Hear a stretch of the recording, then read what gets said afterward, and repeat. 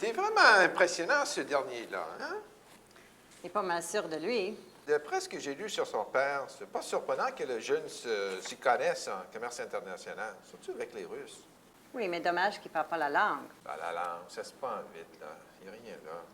J'ai eu l'impression qu'il s'y connaît mieux en affaires qu'en droit. Tu sais, ce qui m'a beaucoup impressionné, c'est ses scores au golf. C'était incroyable. Mais tu dois admettre, c'est un gars intelligent, dynamique. On a besoin des gens comme lui ici. Moi, je le mettrais tout de suite sur la liste de A. Pour moi, il n'y a pas de doute. Mais pourquoi pas? Il est fait sur mesure comme les autres sur ta liste. C'est qui le suivant, là? Encore une autre femme. Il me semble que chaque année, on en a de plus en plus de femmes qui font une demande. Où est-ce qu'elles vont se caser, toutes ces femmes-là? Et c'est à moi que tu demandes ça? Ben, Myriam, toi, tu es l'exception. C'est pas toutes les femmes qui peuvent ou veulent faire leurs armes en pratique privée. La majorité se retrouve soit au gouvernement, soit dans un contentieux, ou quitte tout simplement le droit. Et on se demande pourquoi. Ben, c'est pas un reproche, là. Qu'est-ce qui les inciterait à faire de longues heures, 10 heures, 12 heures, de travail en fin de semaine? C'est pas pour tout le monde, ça. C'est vraiment juste pour des maniaques comme nous, les gars, là. Ben voyons, vous tripez là-dessus. Et il y a bien des femmes qui aiment ça aussi. Mais il y en a d'autres qui, pour elles, ce n'est pas un besoin. D'ailleurs, je dirais qu'elles ont sans doute raison. Puis, toi? Demande-moi pas ce que je fais ici. C'est pas de tes affaires. Non, mais vraiment, il faut voir les choses comme elles sont. S'il y a quelqu'un qui va changer la profession, ça ne sera pas les hommes. Oui. Hey, voyons donc, il est déjà 5 heures. Ah, je devais aller chercher des enfants. Ah, je dois appeler Madeleine. Excuse-moi, hein? Ça va long. Je demander de chercher des enfants, encore une fois.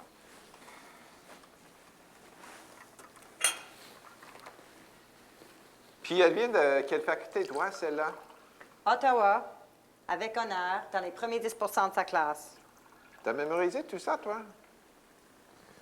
Ah oui, allô, chérie. Excuse-moi, c'est moi. Je suis pogné ici avec ces entrevues, puis ça traîne, donc je suis pas en mesure d'aller chercher les enfants, excuse-moi. Est-ce que tu peux t'organiser de ton côté, s'il te plaît?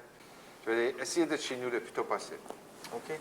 Ciao, je t'aime. En passant, comment ça se fait que toi, tu as tous les curriculums vitae? Moi, j'ai rien ici. Parce que l'année dernière, tu m'avais demandé de faire une présélection. Puis c'est ça que j'ai fait cette année. Une chance que je t'ai pas demandé de faire la sélection finale. Sinon, on se ramasserait avec toute une gang de femmes ici au bureau. Regarde-moi donc ça. Elle a participé à la moitié des groupes de femmes sur le campus. Elle a même siégé sur le conseil d'administration d'un centre d'accueil. Quand j'étais là à l'université, il n'y avait pas de centre d'accueil, à ce que je sache, de toute façon. Comme si tu serais au courant. Non, mais regarde ses notes. Et regarde les cours qu'elle a suivis. Droit d'auteur, droit de technologie, valeurs immobilières. Elle a aussi travaillé en milieu d'affaires en Asie du Sud. Bangladesh, Pakistan, Inde. Tu sais qu'on a de plus en plus de clients de cette région-là. Hein? Puis elle est trilingue, anglais, français et hindi. Ah oui, je me souviens d'elle maintenant. Je l'ai rencontrée à la faculté de droit quand j'ai participé à une conférence. Je me souviens qu'elle était pas mal cute, là, celle-là. Puis on a eu une belle jasette. Puis plus tard, je me rends compte, c'est elle qui présidait le panel sur lequel j'étais. Puis, après un bout, là, je me suis rendu compte aussi qu'elle était pas mal difficile, hein? Jean-Marc, comment ça se fait que les femmes sont toujours difficiles alors que les hommes sont tough? Ben, Myriam, on va pas recommencer là-dessus. Écoute, on t'a déjà dans notre équipe. On n'a pas besoin d'une autre féministe pour prendre ta place quand tu seras en vacances. Je pense qu'on sera aussi bien de dire à la petite demoiselle de laisser faire cette fois-ci. Petite demoiselle. Ah, OK, c'est une farce. OK. Allons-y, sinon on finira jamais aujourd'hui. Pauline, veux-tu laisser entrer Kim Jalbert, s'il te plaît? Merci. Non, mais Jean-Marc, je sais que tu as hâte de rentrer, mais il faut procéder en bonne et due forme. D'ailleurs, à mon avis, c'est une candidate très impressionnante. Tu noteras qu'elle a reçu des très bonnes notes lors de son entrevue à la faculté. Alors, s'il te plaît, fais attention à ce que tu dis. D'accord. Kim? Oui, bonjour. Bonjour, Myriam Dumais. Enchantée. Je vous présente Jean-Marc Robitaille, un de nos associés directeurs. Ah, Bonjour, Monsieur Robitaille, ravi de vous revoir. Je ne sais pas si vous vous souvenez, mais nous avions siégé au même panel il y a novembre dernier. Oui. Il était question de pratique d'embauche dans la profession légale. Toute une coïncidence quand même. Si je me souviens bien, nous avons eu toute une discussion, n'est-ce pas? Oui, c'était très intéressant. On a eu du fun. Oui. Bien, je vous ai trouvé courageux de tenir votre bout contre ce courant d'opinion. Oh, merci. Et je peux vous dire que M. Robitaille est notoire pour ça, ici aussi. Hein? Alors, asseyez-vous, s'il vous plaît. D'accord, merci. Et j'aimerais commencer avec la raison pour laquelle vous vous intéressez à notre cabinet. Bien, en un mot, j'ai posé ma candidature ici parce que je cherche un milieu où je peux poursuivre mes intérêts divers. Et j'ai fait beaucoup de recherches à la bibliothèque et sur l'Internet. Et il me semble que votre cabinet correspond le mieux à ce que je recherche. Je suis vraiment intéressée avec les écrivains. Alors, la loi sur les droits d'auteur est un domaine que j'aimerais beaucoup explorer. Et je vois que vous avez une clientèle assez importante dans ce secteur. Également, la loi sur l'informatique me fascine. C'est vraiment tout un monde qui s'ouvre. Je suis également consciente de Un nouveaux... instant, Kim. Désolé de vous interrompre, mais ce que vous dites est très intéressant, puis on va revenir là-dessus, mais j'ai une question que j'aimerais vous poser tout de suite en partant. C'est, en lisant votre curriculum, je vois que vous avez vraiment un engouement pour comment est-ce que je dirais, des questions sociales. Est-ce que vous pouvez nous expliquer ça, s'il vous plaît? J'imagine que vous faites référence à mon engagement avec le centre d'accueil Oui, c'est ça. et autres regroupements de femmes quand j'étais étudiante. Oui, ce sont des choses qui sont importantes pour moi. Il y a beaucoup d'inégalités et on ne peut manquer l'occasion d'essayer de remédier à la situation. Pour ce qui est du centre d'accueil, j'ai aidé à mettre sur place un conseil d'administration et aussi à les sortir du trou financier. Disons que vous savez sûrement que la vie à la faculté de droit peut quelquefois manquer d'ouverture. Et pour moi, il est important de combattre cela.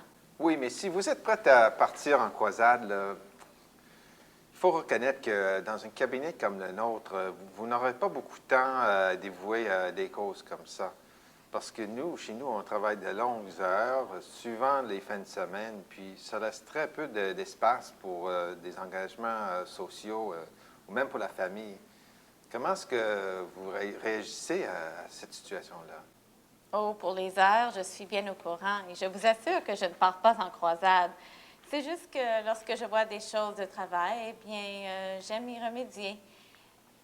Disons que c'est un peu pour ça que je me suis orientée vers le droit. Oui, je me souviens, c'est justement un point que vous avez soulevé lors de notre panel ensemble, mais écoutez, il y en a qui voient la profession juridique comme la solution pour tous les maux du monde, mais vraiment, comme Myriam peut vous dire, là, en pratique privée, c'est plutôt une business. Il y en a pas mal de gens qui le font pour de l'argent, vous savez. Oui, je suis consciente de cela. Et pour revenir à votre première question, Mme Dumais, c'est aussi pourquoi je suis ici. Et je suis d'accord avec vous qu'il faut faire certains changements dans la profession. Mais pour être franche, Kim, très peu de cabinets sont prêts à accorder du temps pour ça. Et très peu d'avocats, surtout les jeunes, peuvent y consacrer du temps. Mais revenons à votre travail en Asie du Sud. Qu'est-ce que vous avez fait là?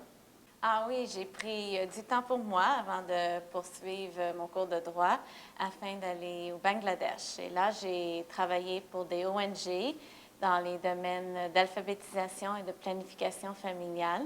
Cela m'a ensuite mené en Inde et au Pakistan. Ça a été vraiment, je dois dire, toute une découverte.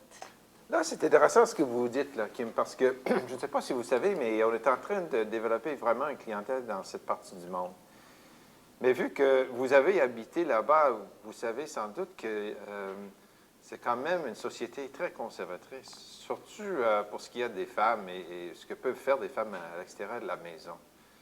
Nous, on constate que nos clients de cette partie du monde ne sont que des hommes qui viennent ici.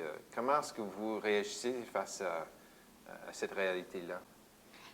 J'ai rencontré toutes sortes de gens en Asie du Sud et cela ne m'inquiète pas.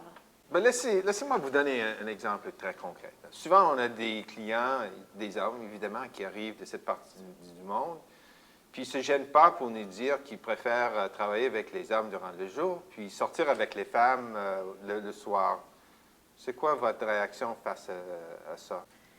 Tout d'abord, je connais beaucoup d'hommes de l'Asie du Sud qui n'ont pas de problème à faire affaire avec les femmes. Et ça, je le sais parce que je l'ai fait. Et deuxièmement, je suis quand même une grande fille et je sais que faire affaire ne se limite pas à signer des papiers ou envoyer des comptes. Comme je présume qu'il ne s'agit pas d'un service d'escorte, je n'y vois pas de problème. Bon, très bien, très bien. Mais la famille, OK? Supposons que vous êtes marié, vous avez des enfants qui veulent avoir le souper. Ou admettons que vous êtes célibataire et vous travaillez très fort ici au cabinet, puis tout d'un coup, vous commencez à sortir avec un gars qui commence à être jaloux parce que vous passez trop de temps ici au travail. Qu'est-ce que vous faites dans une situation comme ça? Disons que j'ai l'habitude de séparer ma vie privée de ma vie professionnelle. Il y a longtemps que je le fais et je dois dire que les femmes en général ont l'habitude de jongler avec les deux. Il n'y a vraiment rien de nouveau là-dedans, n'est-ce pas, Mme Dumais? Bien sûr. Mais il refuse de comprendre.